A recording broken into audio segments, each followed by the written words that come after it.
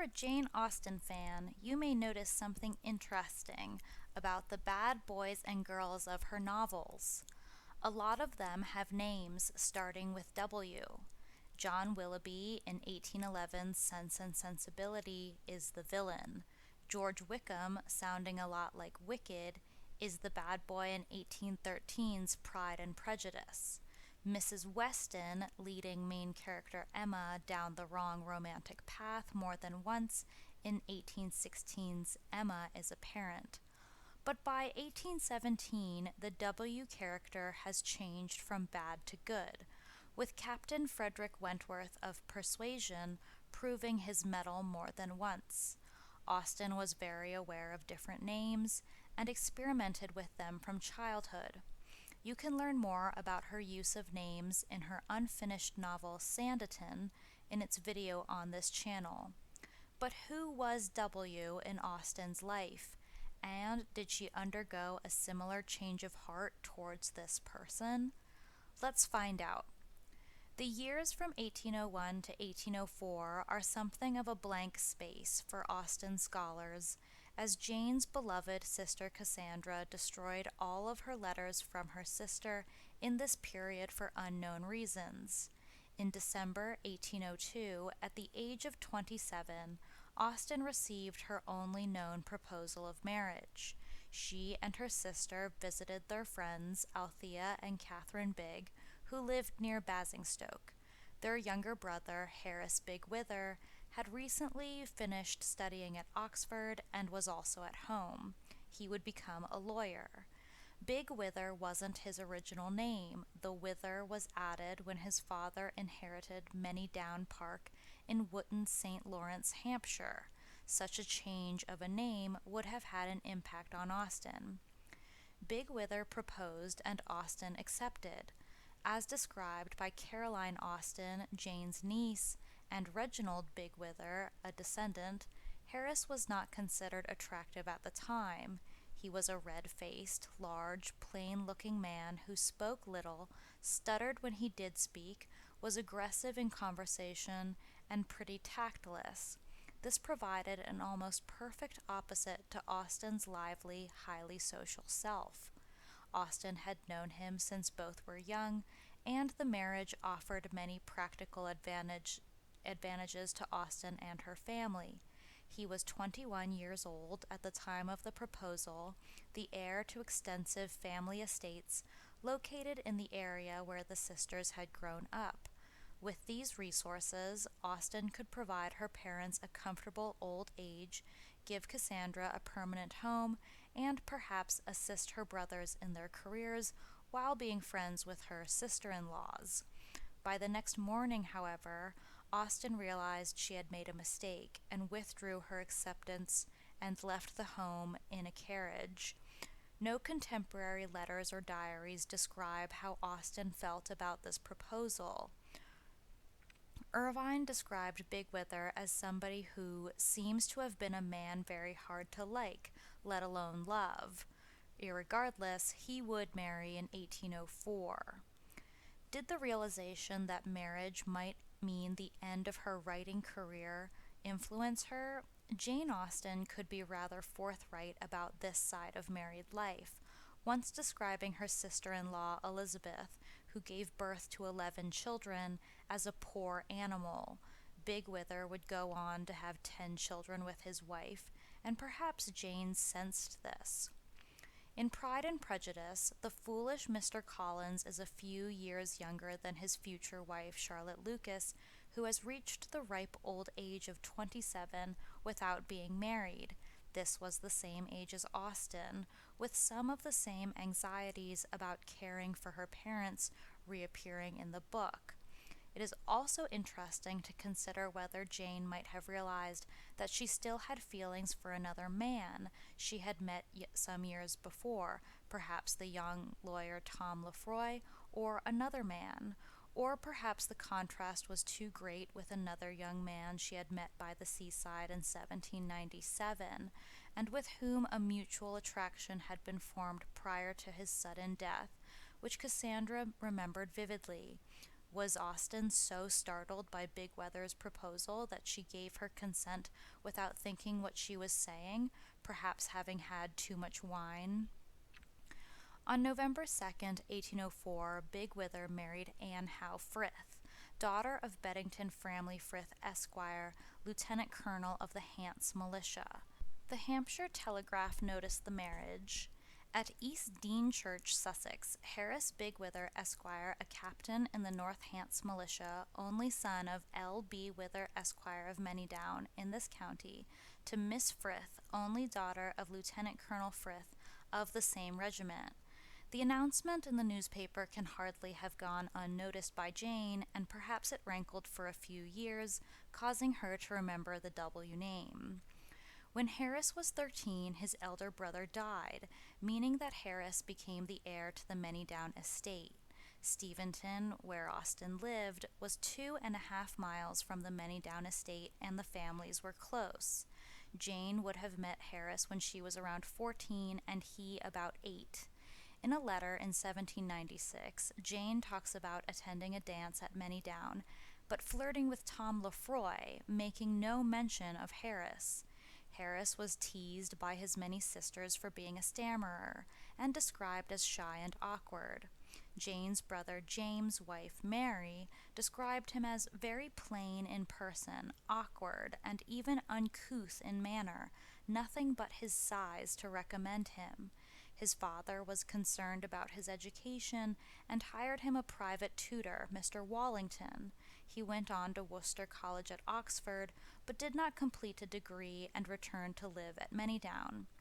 Harris was remembered enough by his family to merit a mention from the Reverend Reginald Bigwither in Materials for a History of the Wither Family of 1907. By the marriage settlement, £400, secured on the Wymaring property, was settled on his wife he would marry in 1804 for life, and £4,000 to sons and £10,000 to daughters. These sums, by power of appointment, were divided in equal shares to the 4 younger sons and 5 daughters, with addition of £1,500 each to 2 younger sons. During his father's lifetime, a family arrangement was much debated, whereby the estates at Woolston should be charged instead of Wymaring, with the jointure of Mrs. Harris Bigwither and with the portions of the children. However, in 1828, the Woolston property, with its fine old 16th century house full of tapestry and old oak, which Henry VIII had given to Jane Seymour, was sold to Captain G. Butler for £25,000, and the portions of the sisters were paid off. Could Austen have been aware of this complicated estate and wanted to avoid it? On his father's death in 1813, Harris Bigwither came to Manydown. Here he lived, as his forefathers, the life of a country squire, diligent in magisterial work, kind to the poor, and beloved by his family. Owing to his stammering, he was a man of few words, and rather avoided society. He was, however, very hospitable in his own house, but quick-tempered.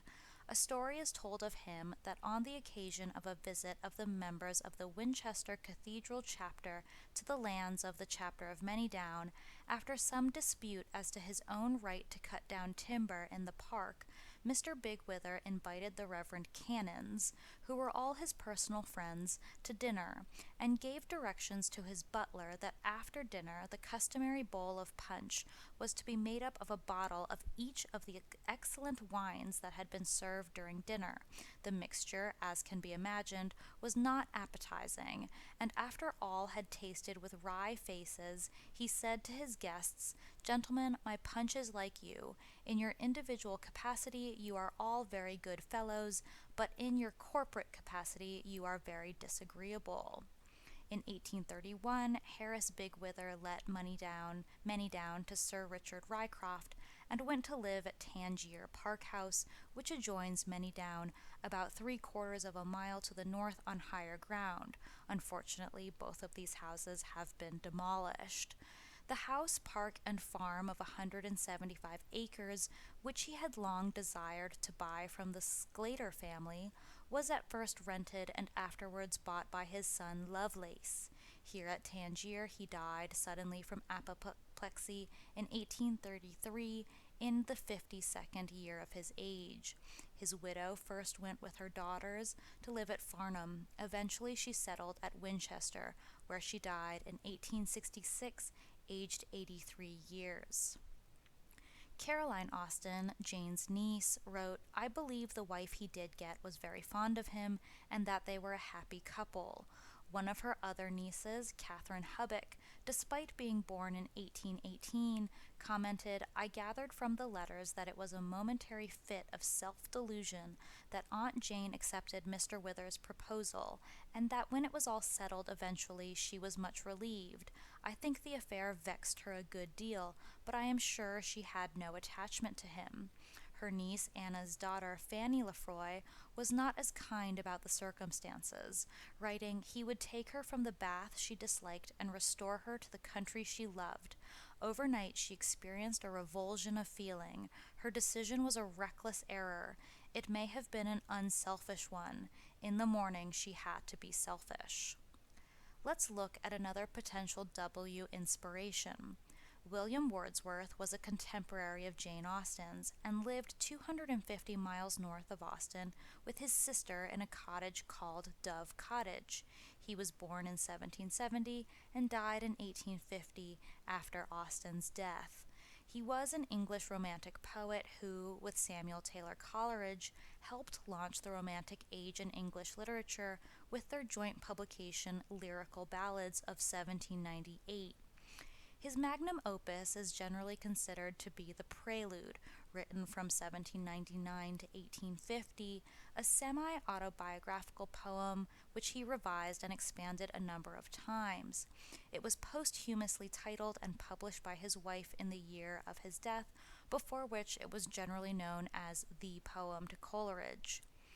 But how Austen may have known Wordsworth comes through in 1805, when John Wordsworth, born after Sister Dorothy, went to sea and died. The ship of which he was captain, the Earl of Abergavenny, was wrecked off the south coast of England, and Austen was intimately connected with this shipwreck.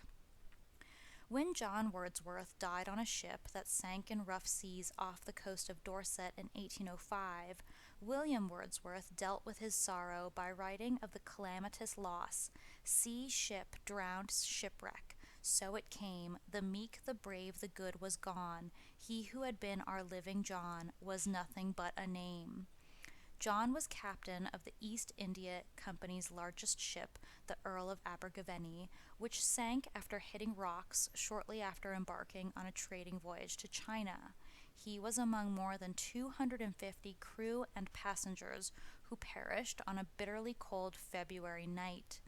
In 2023, it emerged, Wordsworth brought himself closer to his brother's memory by collecting physical reminders of him, antiquities from wrecks and historic ships, according to research by Dr. Sean Kingsley, a British maritime archaeologist.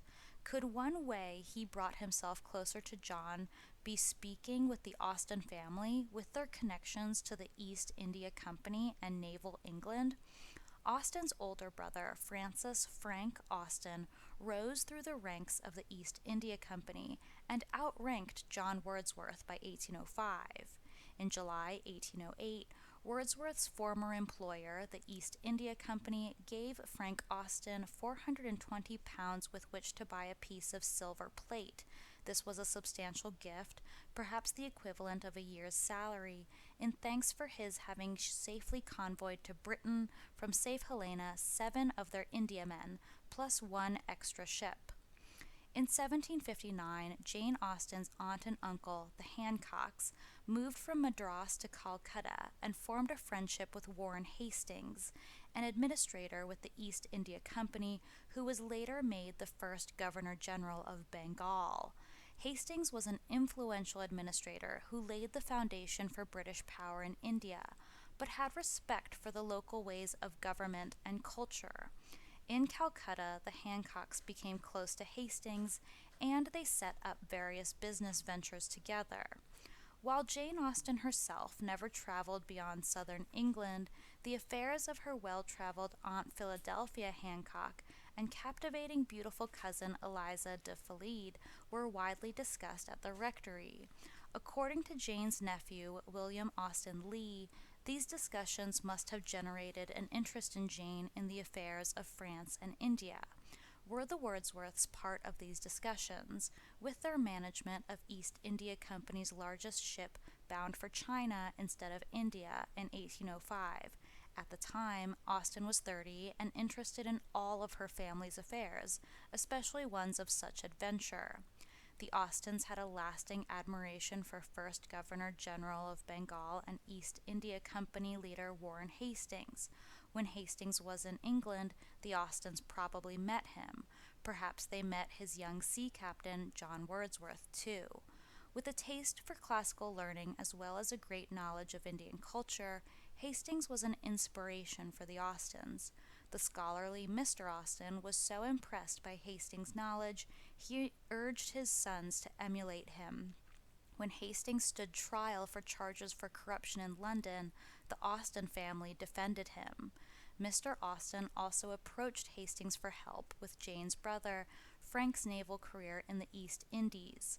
Was Frank asked to join John Wordsworth's ship in 1805 before he left for the Mediterranean? During Hastings' reign in India, he was a patron of the arts and literature, and it is no wonder that Jane Austen approved of him. When Pride and Prejudice was published, Hastings wrote about it admiringly. Jane was delighted and wrote to Cassandra, "I long to have you hear Mr. H's opinion of P and P. His admiring my Elizabeth so much is particularly welcome to me." Hastings would have certainly been aware of the failure of the Earl of Abergavenny, as it was reported in the shipping losses of the British East India Company from 1750 to 1813. In a strange twist of fate, a ship called the Warren Hastings collided with the Earl of Abergavenny, causing £2,000 worth of damage before it sank, and it's hard to think Hastings would have been unaware of his namesake's activity. Researcher Dr. Sean Kingsley was astonished to learn from a little-known 1848 letter discovered by the explorer Rex Cowan of an unrecognized effect of the sinking of the Abergavenny. This gives us new insight into how Wordsworth dealt with the death of his brother. By collecting artifacts, Wordsworth found a way to keep the memory of John alive and deal with the psychological scars. Until now, no one has realized what psychological crutches Wordsworth leaned on to desperately keep John's memory alive. Is this where some of Jane Austen's letters went? When the ship became grounded, Captain John Wordsworth was appalled. He realized that the damage to the ship would prevent her from joining the convoy to China, and therefore he would lose out on the profitable trading he had depended upon to make his fortune. He cried out in despair, "Oh, pilot, pilot, you have ruined me," that cold February 1805 night. But it was more than financial ruin that Wordsworth had to face. It was the loss of his ship and the lives of 260 of its passengers, including his own. John Wordsworth was a shy and gentle soul. Nothing gave him greater pleasure than wandering around the hills around the Lake District, just as William was inspired by its dramatic landscapes, just as Jane Austen was inspired by walking. John was known to his shipmates as the philosopher. He had hoped to make a fortune through the trading voyage and share the proceeds with his poet brother, William, to enable him to pursue his poetry. William was devastated by his brother's death, writing that he could never forget him and that his eye for the beauties of nature was as fine and delicate as ever poet or painter was gifted with. In a letter, Wordsworth thanks an unnamed woman for a present of a box made from the wreck of the Royal George, a Royal Navy warship that sank off Spithead in 1782. He adds that he owned another wooden box made from timbers of the wreck of the Royal William built in 1719, and he also had a walking stick made from wood and copper from the Royal George.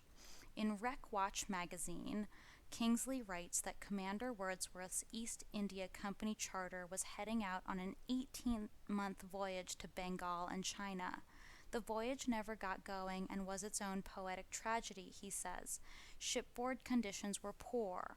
The trader had hoped to set off on February 1st, 1805, one of 5 ships in an East Indiaman fleet, after being delayed by a heavy gale. The delay was the ship's undoing. In hard squalls and heavy swell blowing on February 5th, the Abergavenny struck the Shambles bank. The ship carried valuable goods such as books, lace, perfume, and silver for trade, and was worth an estimated £270,000. John's investment represented only a tiny portion of the whole. Austen would write about shawls from the East India Company several times in her books and letters. The same year that the Earl of Abergavenny went down, she was writing about muslin shawls the East India Company would have transported. Mary Whitby's turn is actually come to be grown up and have a fine complexion and wear great square muslin shawls, she wrote in April 1805.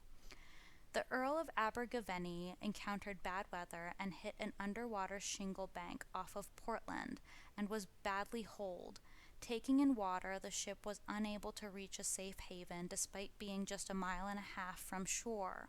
Most of those who died did so from drowning or freezing. It was surmised that Wordsworth did not try to save himself, but clung to the ropes and drowned with his ship. A lead seal embossed with the East India Company logo is among some 2,000 recovered artifacts. Even if Austen didn't know about the whole account of the ship sinking, she would have read about it in the papers, like that of the sinking of the Halswell, which foundered in Weymouth Bay in 1786. This wreck was especially poignant, for the captain died along with his 2 daughters. This likely influenced some of the danger at sea dialogue in Austen's novel Persuasion. William Wordsworth certainly read Austen, as he wrote in the prelude in one of its 4 revisions. There is one great society alone distinguishes the characters, Elizabeth Bennet's heart on earth, the noble living and the noble dead. Is there anything more affectionate than this homage through art? We still don't know the identity of the young man Cassandra remembered Austen falling in love with. The young Jane Austen may have been taken to Portsmouth to see her brothers at the Royal Naval Academy, and may have run into John Wordsworth at the same time. This has been explored by the Jane Austen Society of North America as far back as 1987, and in a book, Dear Jane, of 1971.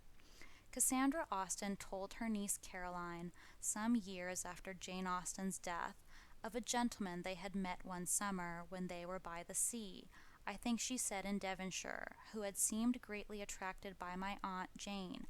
I suppose it was in an intercourse of some weeks, and that when they had to part he was urgent to know where they would be in the next summer, implying or perhaps saying that he should be there also, wherever it might be. I can only say the impression left on Aunt Cassandra was that he had fallen in love with her sister, and was quite in earnest. Soon afterwards they heard of his death. I am sure she thought he was worthy of her sister, from the way in which she recalled his memory, and also that she did not doubt either that he would have been a successful suitor.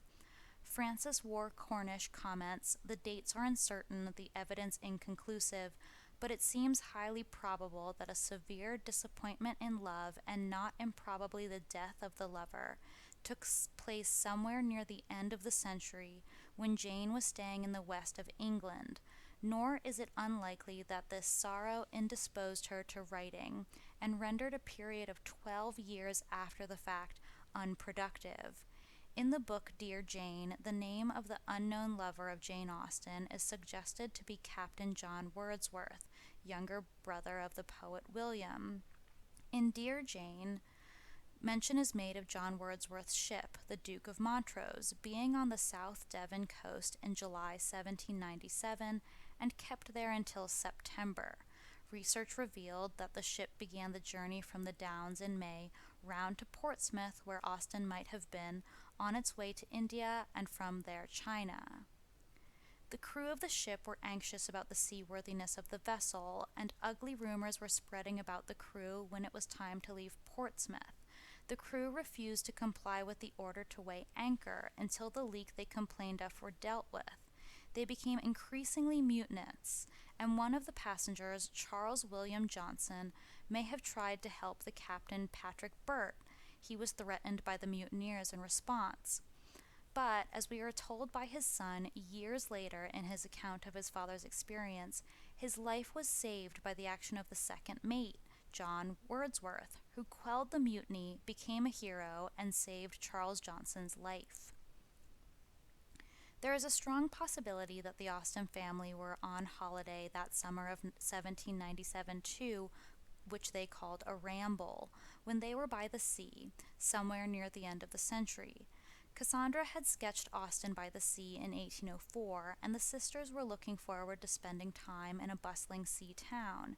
If John Wordsworth was the young man, this provides an explanation for the missing Austen letters from the early 1800s, as William Wordsworth, bereft with grief as we now know, would have likely asked for anything and everything that reminded him of his dead brother.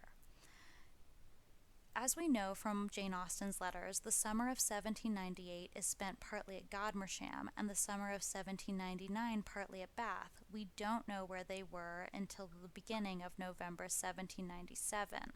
So when Reverend George and Mrs. Austen and their two daughters were on holiday on the southwest coast of Devon sometime that year, they would have been so happy to meet Jane's old friend Mary First again. And undoubtedly Charles William Johnson, a friend of Mary First, would have invited John Wordsworth to share in the happiness of this family circle, especially as Johnson would have been able to introduce Wordsworth as the brave officer who saved his life on the Duke of Montrose. When John was introduced, then the meeting described by Cassandra Austen all those years later to her niece Caroline comes vividly to life for us. It matches Dorothy Wordsworth's description of her brother as of 1791, saying he is grown a very tall, handsome man, and then Cassandra's description of the unknown, he was very pleasing and very good-looking. And then if we turn to the description in Persuasion of the hero Captain Wentworth, which sounds a lot like Wordsworth, he was at that time a remarkably fine young man with a great deal of intelligence, spirit, and brilliancy. Wentworth's desire to gain fortune matches John Wordsworth's, but Austen made her character successful where Wordsworth failed and died. It is fitting that Austen should have held on to this story until 1817, and Persuasion is probably her most emotional and personal, complete novel. If we now turn to the letters and journals of William Johnson Cory, the 19th century Eton tutor and poet, and second son of Charles William Johnson, we find Cory quotes his grandmother, Mary First, as having said of Jane Austen's unknown admirer, her Wentworth is her own lost lover. Coming from this friend of Jane Austen's, her witness is of the greatest value. She knew the circumstances of the meeting with the unknown man and the weeks on the South Devon coast of their falling in love. Then, too, Mary First's witness shows that later on, Jane, either personally or by corresponding with her, described the plot of Persuasion to her friend and the character and appearance of Captain Wentworth that First could comment upon and improve. He was so like the nameless and dateless lover that she was quite certain Jane Austen was describing him, and so made the statement to her grandson William Cory. In dialogue with the Austen family, did Hastings or anybody else ever discuss this loss, spurring Austen to continually remember John Wordsworth, and inspiring the W names she used so often? What do you think?